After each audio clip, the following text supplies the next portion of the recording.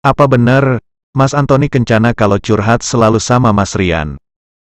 Ya, dari Mas Tony Kencana ngasih kabar kalau bisnya tadi pagi ada yang kecelakaan, ada yang dapat musibah, dipotong truk, ada CCTV-nya murni dipotong truk. Ya mungkin juga karena kurang jaga jarak ya, biasalah. Namanya orang di jalan kalau nggak nabrak ya ditabrak udah. Hukum resiko faktor X. Cuman dia nggak membahas masalah itu, tapi yang dibahas itu dia lebih karena kan baru punya YouTube tuh yang kemarin aku gibahin, jadi baru sekali ini dia terjun di dunia media sosial.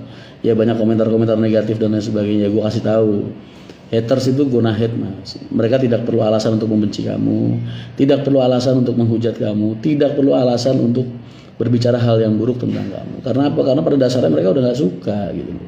Jadi nggak usah dihiraukan yang kayak gitu. Fokus aja sama orang-orang yang ngedukung, support, sayang sama kamu. Tuh. Bukan udah janji datang ke Amang Tony mas, kagak ada kaki mas, masya Allah. Masa iya gue suruh sini ke sono bawa motor Scoopy. Antoni udah gue bilangin mas, pikirin kendaraan gue ke sono. Gue bilang kalau nyuruh gue ke sono tuh bener aja. Masa yang begitu harus dijelasin sih, nggak peka buahnya. Gimana kabarnya kondisi Mas Rian Mahendra saat ini? Mas, kondisi saya saat ini itu buat saya berkah dan anugerah dari Allah. Beneran, buat saya ini gift, hadiah dari Allah. Kalau kalian tahu alasannya kenapa, besok suatu saat gue bakal ceritain ke kalian. Jadi jangan anggap gue ini orang yang menderita atau lagi susah atau apa. Enggak mas, gue saat ini lagi ada di titik, mungkin ini dari dulu sampai sekarang ya. Ya mungkin ini hal yang gue impikan dari dulu gitu. Cuman kondisi ini nih, cuman Allah baru kasih sekarang gitu. Ternyata mungkin emang harus 19 tahun gue bener-bener ngebuang kehidupan gue dulu buat ngejalanin bakti gue sama orang tua, baru Allah mau ngasih gue kesempatan kayak gini. Gue jadi punya kesempatan buat mensejahterakan diri, gue jadi punya kesempatan buat nyejahterain keluarga gue, walaupun sifatnya baru masih kesempatan ya, belum apa namanya, belum berjalan lah. Tapi seenggaknya gue udah dapat kesempatan gitu aja, gue udah seneng banget. Punya kesempatan buat menyejahterain orang-orang yang gue sayangin. Makanya buat gue ini anugerah banget, berkah banget, hadiah nih dari Allah. Jadi jangan berpikir gue sedih atau kehilangan, enggak lah. Gue terlalu bodoh aja untuk menyadari apa sih yang dikehendaki Allah dari diri gue selama 4 bulan kemarin. Makanya gue 4 bulan ngilang itu buat gue sebuah kebodohan aslinya. Kalau gue tahu dan gue sadar pada akhirnya akan seperti ini. Jadi baru sadarnya ya kemarin itu, setelah gue bikin video klarifikasi, terus tiba-tiba gue pagi itu kayak dapat pencerahan banget. Oh, gue salah kalau gue kemarin meratapi nasib gue gitu. Gue salah kalau kemarin itu gue ngerasa gue terpuruk dan lain sebagainya. Harusnya rasa sakit yang gue alamin itu cukup rasa sakit terkhianati lah, bukan rasa sakit kehilangan segalanya gitu. Makanya gue kemarin justru malah dapat pencerahan. Oh ini kalau Allah nggak ngasih gue kayak gini, kalau Allah nggak ngasih jalan hidup gue kayak gini, gue mungkin selamanya nggak akan punya apa-apa gitu. Makanya ini jadi kesempatan nih benernya, ini hadiah dari Allah. Gue dikasih kebebasan, dimana kebebasan gue ini, gue jadi punya kesempatan buat nyejahterain hidup gue. Gue punya kesempatan buat mikirin diri gue sendiri, nyejahterain keluarga gue, orang-orang yang gue sayangin dan lain sebagainya, dan seterusnya. Tuh, makanya gue bahagia banget. Acara Jamnas Bismania tahun ini, apakah Mas Rian bakal datang? Nggak tahu, insya Allah mas. Kalau dapat undangan ya insya Allah hadir. Tapi kan dulu gue bisa dapat undangan, posisi gue masih aktif kerja.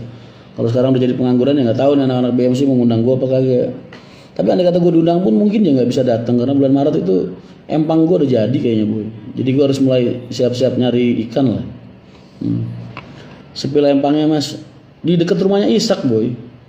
Gue beli empang ya belum lunas sih, cuman adalah ukuran cukup lah kalau buat mancing orang sekampung mah, anak-anak. Ikan sapu-sapu enggak mas, rencana sih mau diisi ikan emas atau ikan nila gitu. Amri pengennya lele, kata gue lele mah udah kagak zaman. Sekarang orang mancing tuh yang berkelas lah, nila, emas. Serius mas Rian bisnis ya ntar lu lihat sendiri lah. Kayaknya gue ngomong apa-apa ini kagak pernah bener di mata kalian, heran gue. Selalu diselewengkan dan selalu kalian anggap multi tafsir. Padahal mah iya.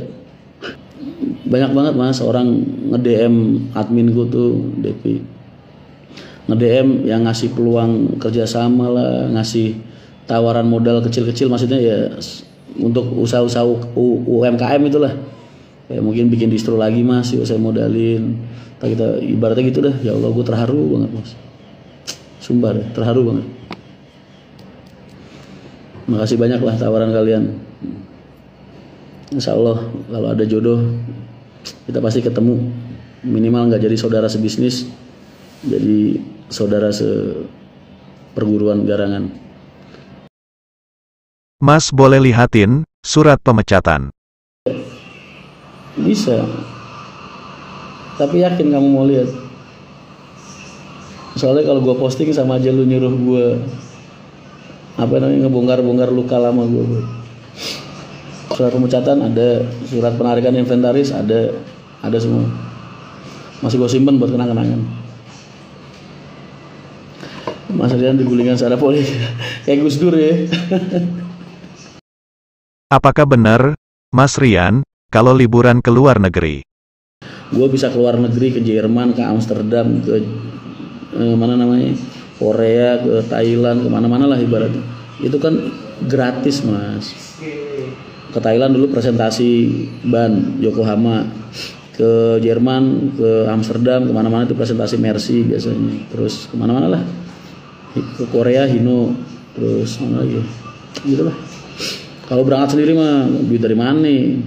Berangkatan Jepang mas, pengen. Jepang satu-satunya negara yang gue punya hasrat dan keinginan ke sana tapi belum kesampaian. Jepang, karena kultur budayanya sama ya gitulah.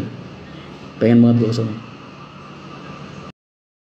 Kabar Mas Yogi, yang ikut kerja di distro Mas Rian dulu, kemana Mas sekarang dia?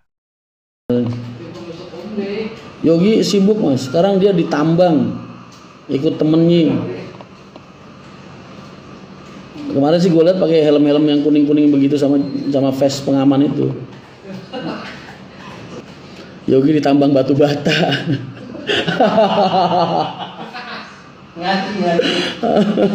Ngaji tanah liat.